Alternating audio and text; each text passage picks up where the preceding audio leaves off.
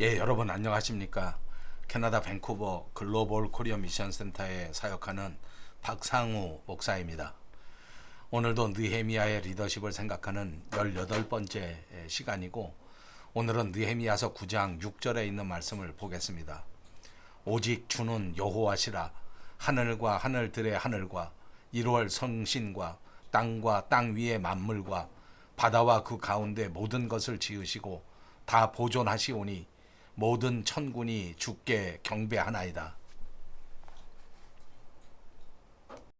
예, 한국에서 여기 캐나다 밴쿠버로 이주해 오는 사람들이 그 이유를 한번 살펴본다고 하면 진짜 다양합니다. 어떤 분들은 일자리를 찾아서 취업으로 여기에 옵니다. 또 어떤 분들은 학교에 등록해서 유학으로 오시는 분들도 많습니다. 어린 자녀들에게 국제화 교육을 시키고 영어도 좀 일찍 가르치고 싶어서 자녀 교육을 위한 이주도 꽤 많습니다. 이렇게 많은 사람들이 각기 다른 이유로 이곳에 이주하는데 또 공통점도 있습니다. 누구든지 비행기 타고 오면서 이번만큼은 내 인생에서 완전히 새로운 그런 결단을 하리라. 이제 정말 과거와 달리 훨씬 더 성공적인 삶을 살아야겠다. 이렇게 결심하는 거 말입니다. 그러나 안타깝게도 많은 분들이 그렇게 결심대로 성공하지는 못하는 것 같습니다. 이스라엘 백성들은 이렇게 새로운 언약, 새로운 출발, 새로운 약속 이런 거에 대해서 우리보다는 훨씬 더 익숙한 환경 속에서 살았던 사람들입니다. 굳은 결심을 하고 새 출발을 하는 경우가 역사 속에서 많았기 때문입니다. 이스라엘 백성들이 느헤미야와 더불어 예루살렘에 돌아와서 성전을 재건하고 그들은 생각할 때 이제는 다시 새 출발해야 되는데 또다시 실패해서는 안 된다. 이번에 기회를 놓치면 우리는 영영 다시 기회를 받기 어려울 거다. 이런 생각을 이 백성들이 하게 됐습니다. 정말 이번에는 하나님과의 약속에 대해서 철저하게 지키는 것이 필요하다. 이렇게 생각한 겁니다. 종교 개혁자 마틴 루터나 존 칼빈 같은 사람들이 종교 개혁을 했을 때 그들이 내세운 공통된 신조가 있었습니다. 교회는 언제나 새롭게 개혁돼야 한다. 이런 신조입니다. 그렇습니다.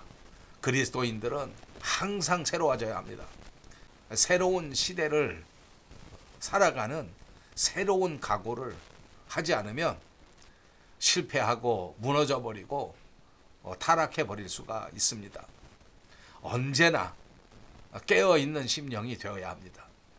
우리 크리스찬 리더십들도 이렇게 새로운 결단과 더불어 새로운 개혁, 새 출발 이것으로 무장해야 될 줄로 믿습니다. 오늘 느헤미야서 9장 그리고 10장까지는 계속해서 하나님의 백성들이 새로운 시대를 맞이하고 새로운 시대를 새 출발하는 그런 기도, 그런 약속, 그런 삶을 우리에게 가르쳐주는 내용입니다. 그래서 무엇보다도 먼저 역사를 되돌아보는 리더십의 역량을 생각해 보게 됩니다. 이 느헤미야서 9장에는 이스라엘 백성들이 지나온 역사를 다시 한번 요약해서 기록해 줍니다. 이렇게 지나간 역사를 되돌아보면서 다시 한 점 한 점 자세하게 살펴보는 겁니다. 하나님의 백성들이 도대체 왜 종이 되어버리고 바벨론에게 종이 되고 아수르에게 또 종이 되고 이방 나라에게 이렇게 침범을 받고 온 백성들이 고난을 받게 됐는지 그걸 자세하게 한번 살펴보고 분석해 보는 겁니다. 그 이유를 살펴보니까 백성들이 하나님께 반역하고 하나님으로부터 멀리 떨어져 버리고 말씀에 순종하지 못한 채 교만했을 때 우상 숭배에 깊이 빠졌을 때 이렇게 민족적인 고난을 당하게 됐습니다. 하나님이 이 이스라엘 백성들에게 벌을 주신 데는 그 합당한 이유가 있었고 또 하나님께서 이스라엘 백성들에게 이렇게 벌을 주신 목적도 언제나 있었습니다. 하나님의 백성들을 바르게 교훈하셔서 다시 한번 올바로 세우시고자 하는 우리 하나님의 목적이 있었다는 겁니다.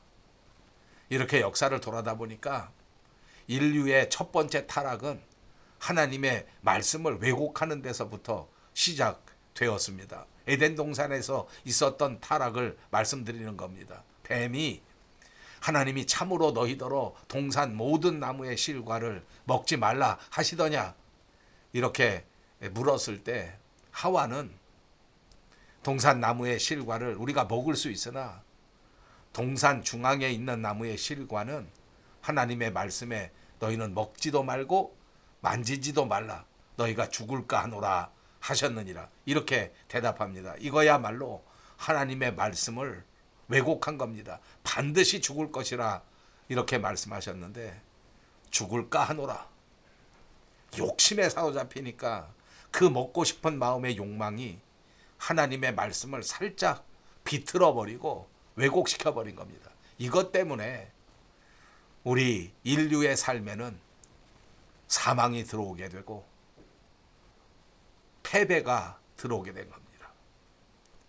사랑하는 여러분, 이렇게 죄가 우리 속에 들어오니까 평안과는 거리가 먼 삶을 살 수밖에 없고 하나님과 멀리 떨어져 버리니까 은혜와 관계가 없는 삶을 살아갈 수밖에 없는 겁니다. 이렇게 역사를 되돌아보면서 창조주 하나님의 은혜를 다시 한번 떠올리고 이 모든 피조물을 창조하신 우리 하나님의 은혜를 다시 생각해 보아야 합니다. 진정한 리더십의 역량을 회복하기 위해서는 오늘도 모든 피조물들을 붙들고 보존하고 계신다고 하는 사실도 발견할 수 있습니다. 보존한다. 붙들어 주신다. 하나님이 더불어 살고 계시다. 우리의 삶을 하나님께서 인도해 주셔서 함께 살아가신다. 아, 하나님이 오늘도 우리의 삶에 함께 하시는구나 하는 것을 분명히 깨달으시기를 바랍니다. 이제 새 시대를 맞이하는 리더십의 역량입니다. 오늘의 모든 삶을 극복하고 새로운 시대를 맞이하기 위해서는 우리가 모든 죄악을 내려놓아야 합니다. 새로운 언약을 하나님과 더불어 갱신할 수 있어야 됩니다. 그래서 이제 지나간 세월을 전부 덮고 새 시대를 맞이할 수 있어야 될 줄로 믿습니다. 우리 하나님은 용서하시는 하나님이십니다. 우리 하나님은 은혜의 하나님이신 줄로 믿습니다. 우리가 다 자격을 구비하고 우리가 다 그럴 만한 힘이 있어서 평안한 삶을 산다면 그게 무슨 은혜겠습니까? 부족한 상태로 내 모습 이대로 주님 앞에 나왔을 때에 주님의 은혜가 우리를 붙들어 주시는 거, 그것이 바로 은혜인 줄 믿습니다. 나는 자격이 없지만 하나님께서 은혜로 우리를 붙드셔서 하나님의 백성들을 맡겨주시고 그들을 믿음으로 이끌어갈 수 있도록 하나님 나라에 함께 걸어갈 수 있도록 만들어주신 거, 그것이 하나님이 저와 여러분에게 베풀어 주신 놀라우신 은혜인 줄 믿습니다. 이제 이 은혜를 의지하고 새로운 시대를 새 출발하는 겁니다. 이제부터 정말 하나님이 걸어가시는 곳으로 우리도 함께 걸어가고, 이제부터는 정말 하나님이 옳다 하시는 일을 나도 옳다고 인정하면서 살아갈 수 있기를 바랍니다. 내가 하나님의 편에 서서 하나님과 더불어 살아가겠습니다. 결단하고 고백할 수 있는 우리들이 꼭 되시기 바랍니다. 과거에 지은 모든 부족함, 허물, 죄 다 주님 앞에 내려놓고 고백하십시다. 이제 앞으로는 다시는 범죄하지 않겠다고 결단하시고 하나님 말씀 안에서, 하나님의 은혜 안에서 한 걸음 한 걸음 우리에게 주어진 사명을 잘 감당하겠다고 약속하는 것이야말로 새 출발, 새 시대를 걸어가는 우리 크리스찬 리더십의 진정한 역량이 될 줄로 믿습니다. 감사합니다.